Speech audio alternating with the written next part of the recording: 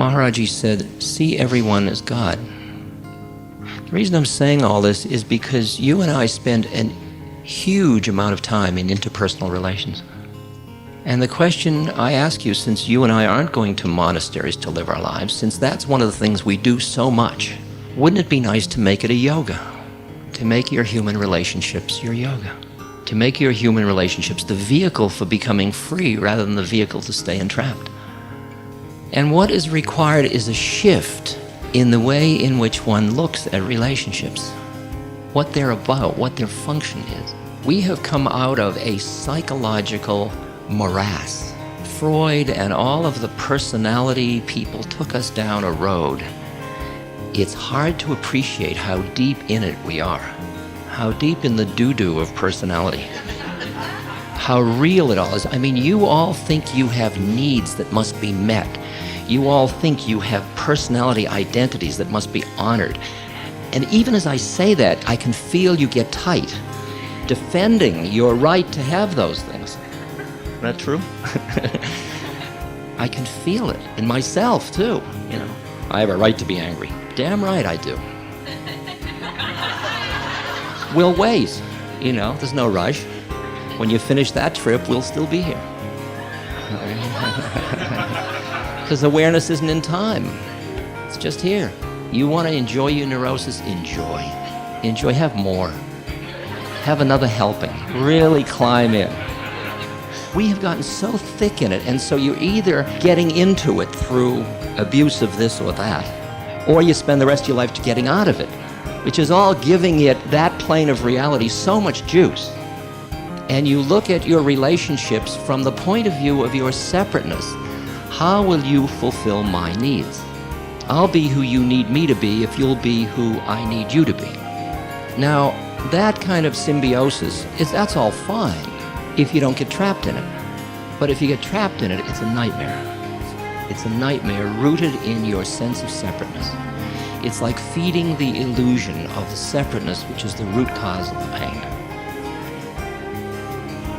So if the game is to be happy, the question is whether fulfilling your needs makes you happy, and whether fulfilling your needs makes you any happier than not fulfilling your needs. It's an interesting one. It does for the moment, there's no doubt about it.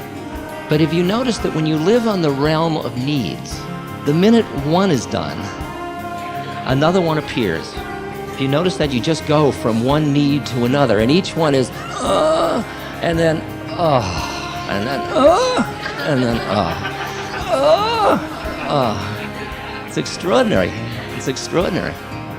And if you see the way in which people get encrusted in their personalities, you can look at somebody and the way they stand, the way they dress, the muscles of their face, the redundancy is staggering of a person saying, this is who I am. This is who, they're basically saying, this is who I think I am. This is who I think I am. This is who I think I am.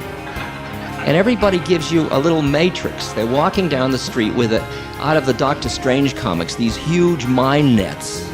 And the net goes out and it catches you.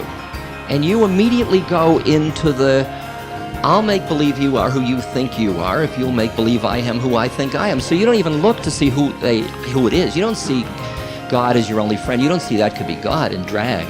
You see who they think they are. And you respond to it.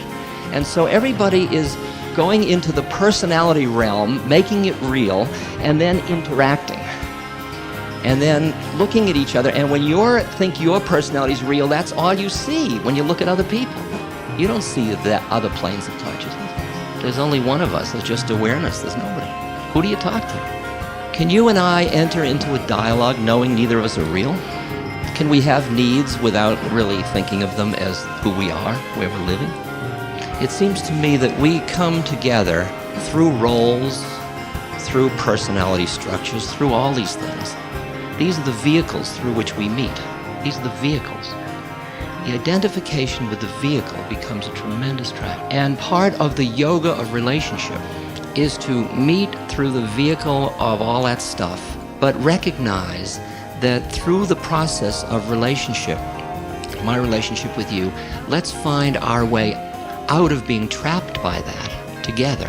You help me and I'll help you, so that we can be in the roles in a kind of celebratory, free, playful way.